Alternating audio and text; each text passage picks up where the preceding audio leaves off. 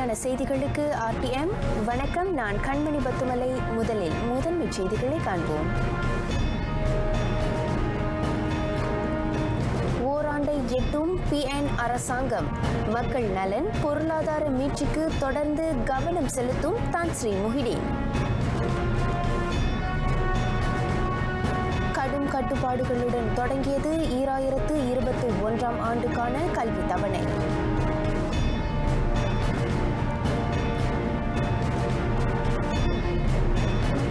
கர்ப்பிணிகளும் COVID-19 தடுப்பூசியை செலுத்திக் கொள்ளலாம்.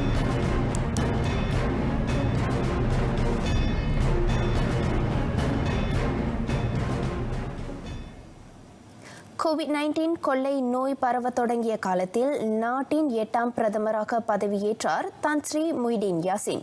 சுகாதார பொருளாதார சவால்களை நாடு எதிர்கொண்டிருந்த நிலையில் மக்களின் இடர் களைய கடந்த ஓராண்டாக பல்வேறு உதவி திட்டங்களை அறிவித்து தமது தலைமையிலான அரசாங்கம் பரிவு மிக்கது என்பதை அவர் உறுதி செய்து வருகிறார். அந்த திட்டங்களின் பயன் மக்களின் அன்றாட வாழ்க்கை மேம்பாட்டிலும் நாட்டின் பொருளாதார மீட்சியிலும் எதிரொலிக்கிறது. COVID-19 தொற்று பரவல் நாட்டை சூழத் தொடங்கியதில் இருந்து இதுவரை 5 ஊக்குவிப்பு திட்டங்கள் அறிவிக்கப்பட்டிருக்கின்றன. இவற்றுக்கு தொடக்கமாக அமைந்தது 25,000 கோடி ரிங்கிட் மதிப்பிலான பிரிஹாத்தின் பரிவுமிக்க மக்கள் பொருளாதார ஊக்குவிப்பு திட்டம். அதில் அறிவிக்கப்பட்ட பொருளக கடன் தவணையை ஒத்திவைத்தல், மின் கட்டண கழிவு, இலவச இணைய சேவை போன்றவற்றினால் கடும் இக்கட்டில் இருந்த மக்கள் சற்றே நிம்மதி பெருமூச்சு விட்டனர். அது மட்டுமின்றி நடமாட்ட கட்டுப்பாட்டு உத்தரவுகளால் வர்த்தகம் பாதிக்கப்பட்ட சிறு நடுத்தர தொழில்துறையினருக்காக பிரிஹாத்தின் PKS தம்பஹான் கூடுதல் உதவி திட்டமும் அறிவிக்கப்பட்டது. ஊதிய உதவித்தொகை, அந்நிய தொழிலாளருக்கான லெவி கட்டண குறைப்பு, வட்டி அகற்றம் ஆகியவையும் தொழில்துறையினருக்கு பேரளவில் உதவின. இந்நிலையில் பஞ்சானா திட்டத்தின் கீழ் வேலை உருவாக்க திட்டம், ஊழியர் சேம நிதியிலிருந்து சேமிப்பை மீட்கும் ஐலஸ்தாரி திட்டம், சிறு நடுத்தர தொழில்துறையினருக்கான உதவி, பூமி புத்ராக்களுக்கான எளிய கடன் வசதி ஆகிய சலுகைகள் இடம்பெற்றிருந்தன. சுமார் 700 கோடி ரிங்கிட் ஒதுக்கீட்டுடன் தேசிய பிரிஹாத்தின் உதவி திட்டம் 2.0 அல்லது கீதா பிரிஹாத்தின் அறிவிக்கப்பட்டது. அண்மையில் 1500 கோடி ரிங்கிட் மதிப்பில் பெருமாய் திட்டம் அறிவிக்கப்பட்டது. இதன் கீழ் நாட்டின் பெரும்பான்மை மக்கள் பயனுறும் வகையில் ஊழியர் சேமநிதி வாரியத்தின் முதல் கணக்கிலிருந்து சேமிப்பை மீட்கும் ஐசினார் திட்டம் அறிமுகப்படுத்தப்பட்டது. சாத்தியம் உள்ள நாடுகளுக்கு மட்டும் சென்று திரும்பக்கூடிய பயண திட்டத்தை முழுமையாக செயல்படுத்தும் முயற்சிகளை அரசாங்கம் தொடரும். கூட்டு வர்த்தகம், இரு வழி முதலீடு ஆகியவற்றை உந்தச் செய்யவும் பொருளாதார வளர்ச்சியை துரிதப்படுத்தவும் அத்தகைய பயண திட்டம் அவசியம் என பிரதமர் வலியுறுத்தினார். Dalam konteks ini, Malaysia telah merumuskan Perjanjian Laluan Hijau Timbal Balik atau Reciprocal Green Lane RGL bersama dengan negara Singapura pada tahun 2020. Malaysia juga akan terus berusaha untuk mewujudkan RGL dengan negara-negara berkepentingan seperti China, termasuk Hong Kong, Macau dan Taiwan, Australia, Brunei, India, Indonesia, Jepun, Republik Korea, New Zealand dan Vietnam. வட்டார நிலையில் TCA ASEAN பயண பெருவழி உருவாக்கம் மீதான ASEAN சாசனத்தை அந்த வட்டார அமைப்பின் தலைவர்கள் ஏற்றுக்கொண்டு செயல்படுத்தி வருகின்றனர். ஆசியான் நாடுகளுக்கு இடையே மீண்டும் பயணங்களை எளிதாக்க இந்த முயற்சி உதவுகிறது. நாட்டில் ஏழ்மையை துடைத்தொழிக்கும் முயற்சிகளை அரசாங்கம் தொடர்ந்து மேற்கொண்டு வருகிறது. அவ்விவகாரம் தொடர்பில் அமைச்சரவை ஆழமாக விவாதித்திருப்பதாக தான் ஸ்ரீ முஹிடின் யாசின் தெரிவித்தார். COVID-19 பெருந்தொற்று தாக்கத்தால் பாதிக்கப்பட்ட மக்களுக்கு உதவ அரசாங்கம் பல்வேறு உதவி திட்டங்களை செயல்படுத்தி வருகிறது. இருந்தபோதிலும் இன்னமும் பலர் நிதி சிக்கலையும் இன்னல்களையும் எதிர்நோக்கி வருகின்றனர். குறிப்பாக T20 உயர் வருமானம் ஈட்டிய தரப்பினரில் ஒரு பகுதியினர் M40 நடுத்தர வருமானம் பெறும் தரப்பாக மாறியிருக்கும் நிலையில் M40 தரப்பினரில் ஒரு பகுதியினர் B40 குறைந்த வருமானம் ஈட்டும் தரப்பாக உருமாறியிருப்பதை பிரதமர் சுட்டிக்காட்டினார். ஏழ்மையை துடைத்தொழிக்கும் திட்டத்தின் கீழ் வறுமை கோடு 980 ரிங்கிட்டிலிருந்து 2208 ரிங்கிட்டுக்கு உயர்த்தப்படுவதும் பரிசீலிக்கப்படும் என அவர் கூறினார். இதனிடையே சொக்சோ சமூக பாதுகாப்பு அமைப்பு 2ஆம் கட்ட பஞ்சானா வேலைவாய்ப்பு திட்டத்தை மேற்கொண்டு வருவதோடு மை ஃபியூச்சர் ஜாப்ஸ் அகப்பக்கத்தையும் மேம்படுத்தி வருகிறது. இதன் வாயிலாக புதிய தொழிலாளர்களை பணிக்கு அமர்த்தி பயிற்சி அளிக்க முடியும் என தன்ஸ்ரீ முஹிடின் கூறினார். கடந்த ஆண்டு மட்டும் 1,07,024 பேர் வேலையிலிருந்து நிறுத்தப்பட்டனர். அதே சமயம் இவ்வாண்டு பிப்ரவரி 21ஆம் தேதி வரை 14,273 தொழிலாளர்கள் வேலையை இழந்தனர். மை ஃபியூச்சர் ஜாப்ஸ் தளத்தின் வாயிலாக தற்போது 2,43,892 பேருக்கு வேலைவாய்ப்பு ஏற்படுத்தி தரப்பட்டுள்ளது. இந்நிலையில் தொழிலாளர்கள் வேலையிலிருந்து நிறுத்தப்படுவதையும் வேலையில்லா திண்டாட்டத்தையும் களைய தேசிய வேலை மன்றம் தொடர்ந்து ஆக்ககரமான வியூகங்களை செயல்படுத்தும். மலேசியர்களுக்கு இவ்வாண்டு மட்டும் 5 லட்சம் வேலைவாய்ப்புகளை ஏற்படுத்தி தர அரசாங்கம் இலக்கு கொண்டுள்ளது. இதற்கிடையில் இலக்கவியல் பொருளாதாரத்தை வலுப்படுத்தும் முயற்சிக்கு ஏற்ப இலக்கவியல் கல்விக் கொள்கை அமலாக்கத்தின் மீது அரசாங்கம் கவனம் செலுத்தும் 3 முக்கிய நோக்கங்களை உட்படுத்தி அக்கொள்கை இயற்றப்பட்டுள்ளதாக தன்ஸ்ரீ முஹிடின் யாசின் தெரிவித்தார். இலக்கவியல் பயன்பாட்டில் கைதேர்ந்த தலைமுறையை உருவாக்குவது, இலக்கவியல் துறையில் போட்டியாற்றலையும் அத்துறை சார்ந்தோரின் தலைமைத்துவத்தையும் மேம்படுத்துவது, இலக்கவியல் இடைவெளியை குறைப்பது ஆகியவை அந்த 3 நோக்கங்களாகும். இலக்கவியல் கல்விக் கொள்கை வாயிலாக தேசிய கல்வி தரத்தை உலகின் தலைச்சிறந்த கல்வி தரமாக உருவாக்க முடியும் என்றும் பிரதமர் நம்பிக்கை தெரிவித்தார்.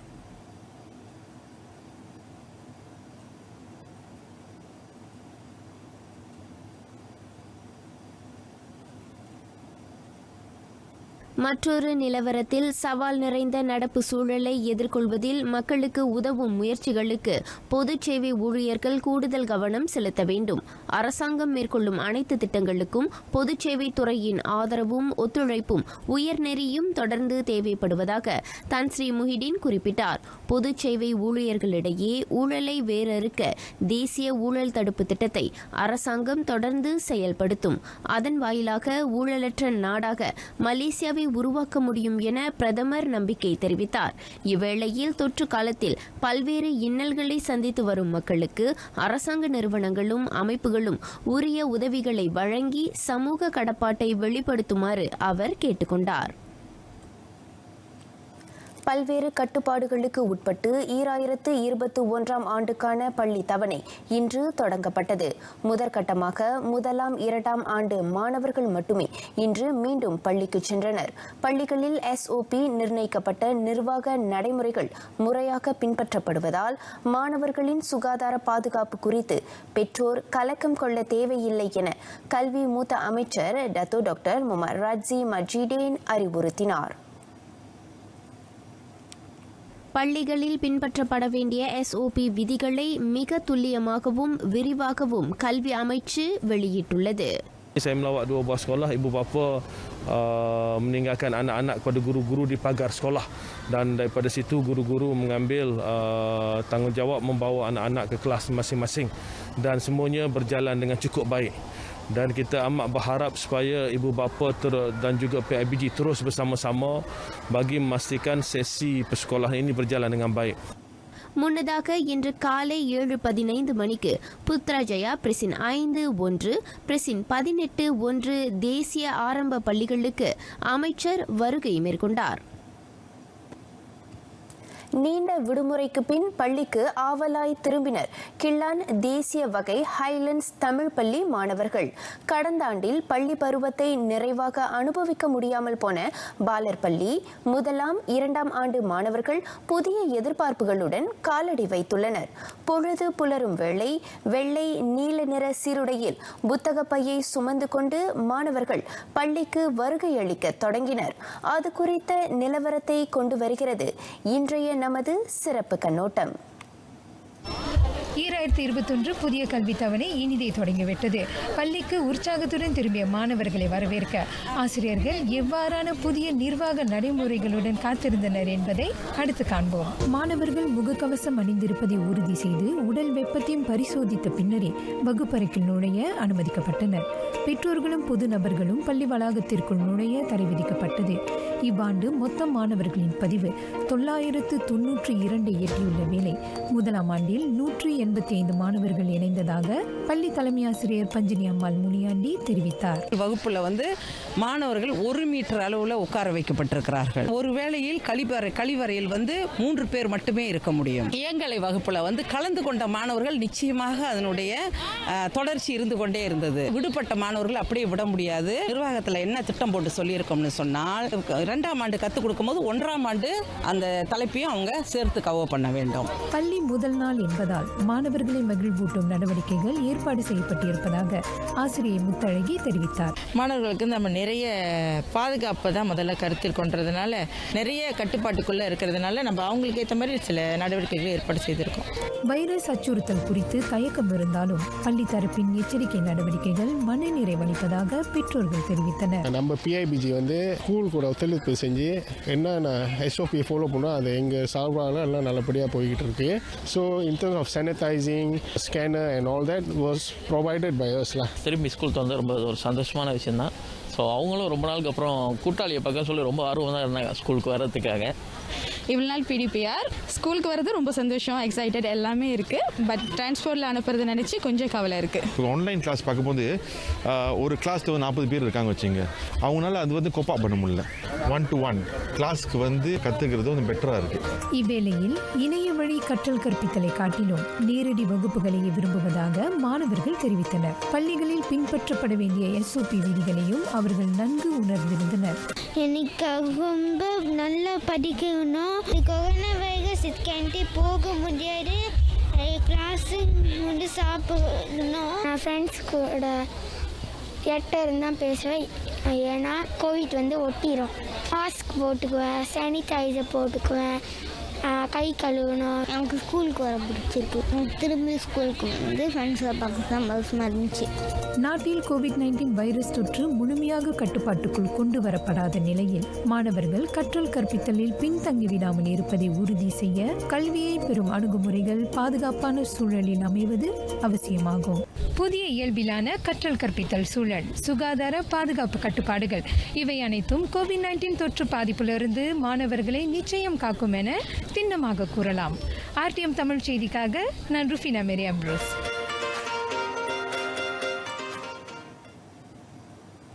நாட்டில் இன்று 2486 பேர் COVID-19 தொற்றிலிருந்து குணமடைந்தனர். அதேவேளை புதிதாக 1828 பேருக்கு தொற்று உறுதிப்படுத்தப்பட்டது. இன்று 5 அந்த கொள்ளை நோய்க்கு பலியானதாக சுகாதார தலைமை இயக்குனர் Tan Sri doctor Noor Hisham Abdullah தெரிவித்தார். இன்று தொற்று உறுதிப்படுத்தப்பட்டவர்களில் 1821 பேர் உள்நாட்டிலும் எஞ்சிய 7 வெளிநாடுகளிலும் பாதிக்கப்பட்டனர். ஜுகூரில் மிக அதிகமாக 490 பேரும், அதற்கடுத்த நிலையில் ஸ்லாங்கூரில் 453 பேரும், சரவாக்கில் 220 பேரும் தொற்றுக்கு இலக்காகியுள்ளனர். 5 உயிர் இழந்ததை அடுத்து மரண எண்ணிக்கை 1135 அதிகரித்துள்ளது.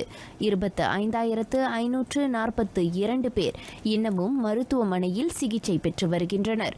அவர்களில் 198 பேர் தீவிர சிகிச்சை பிரிவில் அனுமதிக்கப்பட்டிருக்கும் வேளை 90 பேருக்கு சுவாச உதவி கருவி பொருத்தப்பட்டுள்ளது.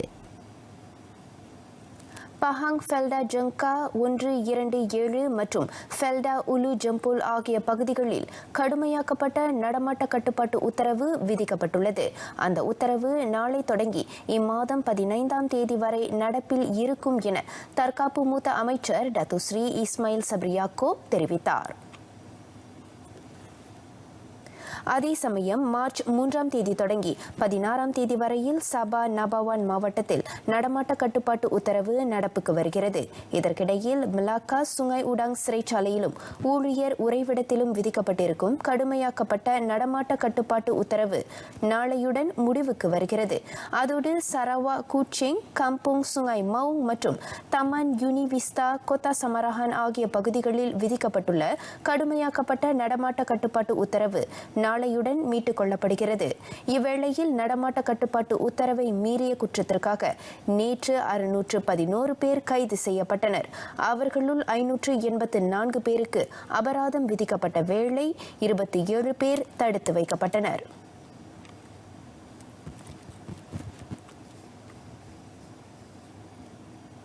கர்ப்பிணிகளும் COVID-19 தடுப்பூசியை பெற்றுக்கொள்ளலாம். இருப்பினும் தடுப்பூசியை செலுத்திக் கொள்வதற்கு முன் மருத்துவரை அணுகி அதன் ஆபத்து மற்றும் பக்க விளைவுகள் குறித்து அறிந்து கொள்வது அவசியம் என சுகாதார அமைச்சர் டத்தோஸ்ரீ டாக்டர் அட்ஹாம் பாபா தெரிவித்தார். அதே சமயம் தடுப்பூசியை செலுத்திக் கொள்வதால் ஏற்படும் நன்மைகள், பக்க விளைவுகள் குறித்து மருத்துவர்கள் சம்பந்தப்பட்ட கர்ப்பிணியிடம் கட்டாயம் தெரிவிக்க வேண்டும். தாய்க்கும் வயிற்றில் உள்ள கருவுக்கும் அது எந்தவொரு பாதிப்பையும் ஏற்படுத்தாத வகையில் இருந்தால் மட்டுமே அவர்களுக்கு தடுப்பூசி செலுத்தப்படும். அத்துடன் தொற்றுக்கு எளிதில் இலக்காகும் சாத்தியம் கொண்ட, தொற்றை தவிர்க்க இயலாத கர்ப்பிணிகளுக்கு தடுப்பூசியை செலுத்துவது பரிசீலிக்கப்படும் என்றும் டத்துஸ்ரீ டாக்டர் அட்ஹாம் கூறினார். இதனிடையே COVID-19 தடுப்பூசி தாய்ப்பாலை பாதிக்கும் என்பதை மெய்ப்பிக்கும் வகையிலான தரவுகள் இதுவரை வெளியிடப்படவில்லை. எனவே இத்தடுப்பூசியை பெற்றுக்கொள்ளும் தாய்மார்கள் தயங்காமல் தங்கள் குழந்தைக்கு தாய்ப்பால் ஊட்டலாம் என அமைச்சர் குறிப்பிட்டார். புத்ரஜயாவில் COVID-19 தடுப்பூசி கையிருப்பு உத்தரவாத செயற்குழுவின் சிறப்பு கூட்டத்தில் கலந்து கொண்டு அவர் இவ்விவரங்களை வெளியிட்டார். COVID-19 தொற்றை கட்டுப்பாட்டுக்குள் கொண்டுவர உலகளவில் 11 வகையான தடுப்பூசிகள் தற்பொழுது பயன்பாட்டில் உள்ளன. அந்நிலையில் நாட்டில் 2 தடுப்பூசிகளை அரசாங்கம் கொள்முதல் செய்ததில் இருந்து பல்வேறு கருத்துக்கள் மக்கள் மத்தியில் பரவலாக பகிரப்பட்டு வருகின்றன. தடுப்பூசியின் நன்மைகள் குறித்து அலசுகிறது இன்றைய நமது அறிவோம் தெளிவோம் அங்கம்.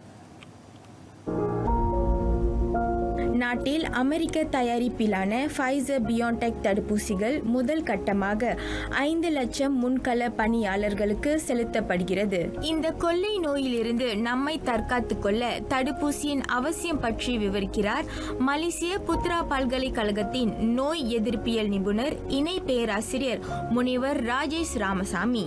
தடுப்பூசி என்ன பண்ணோம்னா, ஒரு நோய் வர்றதுக்கு முந்தி அந்த நோயோட அதனுடைய அந்த புரதங்களை உள்வாங்கிக்கிட்டு அந்த புரதங்களுக்கு தேவைப்படுகின்ற நோய் எதிர்ப்பு சக்தியை உண்டு பண்ணும். அப்ப அந்த நோய் நம்மளை உண்மையா நம்மளை பீடிக்கும் பொழுது நம்ம உடம்புல முன்பே ஏற்பட்டு இருந்த அந்த நோய் எதிர்ப்பு சக்தி அந்த நோய் பரவாம நம்ம உடம்பை குலைக்காம நம்மளோட பாதுகாக்கும். COVID-19 தொற்று நமக்கு பீடிக்காத போது இந்த தடுப்பூசியை கட்டாயமாக போட்டுக்கொள்ள வேண்டுமா?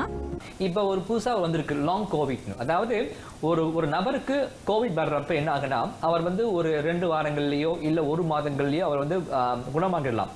குணமாகி பிறகும் அவருக்கு அந்த நோயோட பாதிப்பு இருக்கும். அது அந்த பாதிப்புங்கிறது அதிகபட்சம் சில மாதங்கள் இருக்கும். அப்படி இருக்கிற பட்சத்துல என்ன ஆகுனா, அது அந்த நபரோட செயல்பாடுகளை குறைச்சிரும். ஆனா அதுவே இந்த COVID-19 தடுப்பூசி போட்டுக்கொண்ட நபர்களை பரிசோதிக்கிறப்ப இந்த தடுப்பூசி போட்டுக்கொண்ட நபர்களுக்கு இந்த லாங் கோவிட்ங்கிற ஒரு விஷயம் ஏற்படல. COVID-19 தடுப்பூசியை செலுத்திக் கொள்வதனால் தங்களின் மரபணுவில் மாற்றம் ஏற்பட்டு விடுமா என்ற அச்சமும் மக்களிடையே மேலோங்கியுள்ளது. இந்த வேக்சின் மூலக்கூறுங்கிறது mRNA. என்னங்கன்னா, நம்ம உடம்புல இருக்கிற நம்மளுடைய மூல அணுக்கள் இருக்கிற விஷயங்களை அப்படியே அது படிவம் பண்ணி சைட்டோபிளாசமுக்கு அங்க நமக்கு தேவையான புரதங்களை தயாரிக்கும். அதான் நம்ம mRNA சொல்லுவோம். இந்த தடுப்பூசிங்கிறது mRNA தடுப்பூசி. அப்படி இருக்கிற பட்சத்துல இது உங்களுடைய மூல மரபணுகளுக்கு செல்லாது.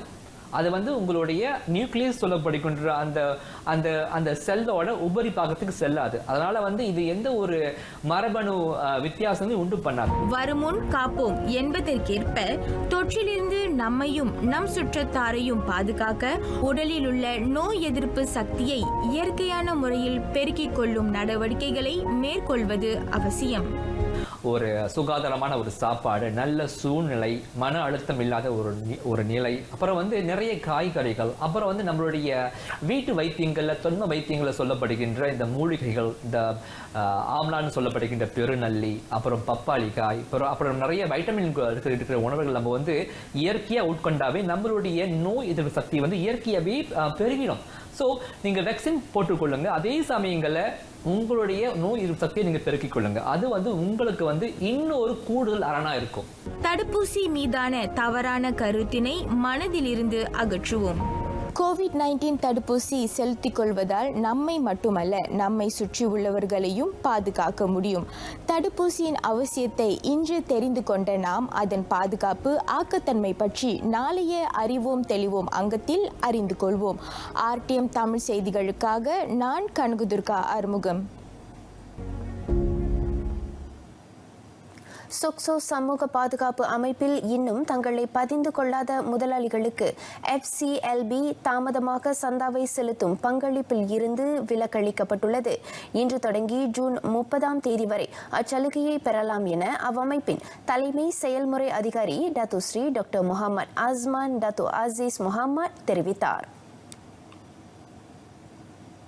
சொக்சோவின் கீழ் தாமதமாக பதிந்து கொண்டு சந்தாவை செலுத்திய முதலாளிகளுக்கு இதற்கு முன் அபராதம் விதிக்கப்பட்டிருந்தது. அந்த அபராத தொகையை செலுத்துவதில் இருந்தும் அவர்களுக்கு 80 விழுக்காடு வரை கழிவு வழங்கப்படுவதாக டத்துஸ்ரீ டாக்டர் முகமது அஸ்மான் கூறினார். இயங்கலை வாயிலாக நடைபெற்ற சொக்சோவின் பொன்விழா கொண்டாட்டத்தின் முன்னோட்ட நிகழ்ச்சியில் கலந்து கொண்ட போது அவர் அதனை அறிவித்தார்.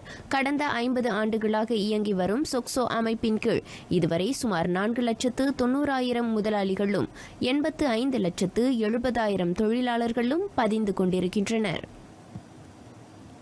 உள்நாட்டு வருமான வரி வாரியத்தின் வாயிலாக இவ்வாண்டு 14,390 கோடி ரிங்கிட் நேரடி வரியை வசூலிக்க அரசாங்கம் இலக்கு கொண்டுள்ளது. கடந்த ஆண்டு ஈட்டப்பட்ட 12,309 கோடியே 20 லட்சம் ரிங்கிட் வரி வசூலிப்பை அடிப்படையாக கொண்டு இவ்வாண்டு வசூலிக்கப்பட்டிருக்கும் இலக்கை எட்ட முடியும் என நிதி அமைச்சர் தங்கு டத்துஸ்ரீ ஜாஃப்ருல் தங்கு அப்துல் அசீஸ் நம்பிக்கை தெரிவித்தார். கடந்த ஆண்டு 12,170 கோடி ரிங்கிட் வரியை வசூலிக்க இலக்கு நிர்ணயிக்கப்பட்டிருந்தது. எனினும் நிர்ணயிக்கப்பட்ட இலக்கை காட்டிலும் கூடுதலாகவே வரி வசூலிக்கப்பட்டது. புதிய வாய்ப்புகளை ஆராய்வதன் வழி உள்நாட்டு வருமான வரி வாரியத்தால் வரி வசூலிப்புக்கான அடைவு நிலையை உந்தச் செய்ய முடியும் என தங்கு டத்துஸ்ரீ ஜாஃப்ருல் தெரிவித்தார். வரி செலுத்துவதற்கு தகுதியான துறைகளை அடையாளம் காணுமாறு உள்நாட்டு வருமான வரி வாரியம் கேட்டுக் கொள்ளப்பட்டுள்ளது. மெய்நிகர் வழி நடத்தப்பட்ட LHDN-இன் 25வது வருமான வரி நாளை தொடக்கி வைத்து தங்கு டத்துஸ்ரீ ஜாஃப்ருல் உரையாற்றினார்.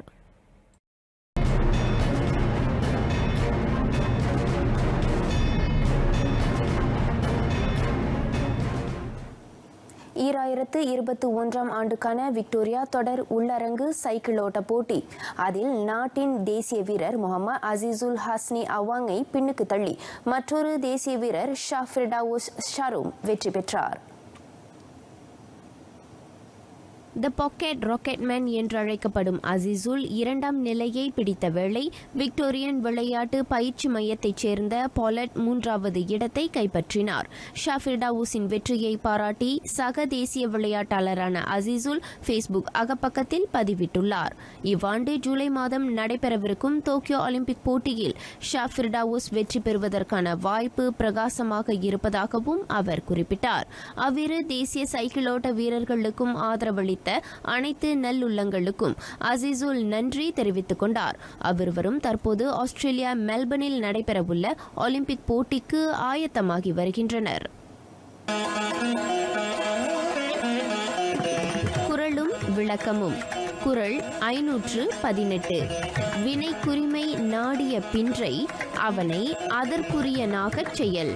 ஒரு செயலில் ஈடுபடுவதற்கு ஏற்றவனா என்பதை ஆராய்ந்து அறிந்த பிறகே அவனை அந்த செயலில் ஈடுபடுத்த வேண்டும் என்கிறார் பொய்யாமொழி புலவர் திருவள்ளுவர்.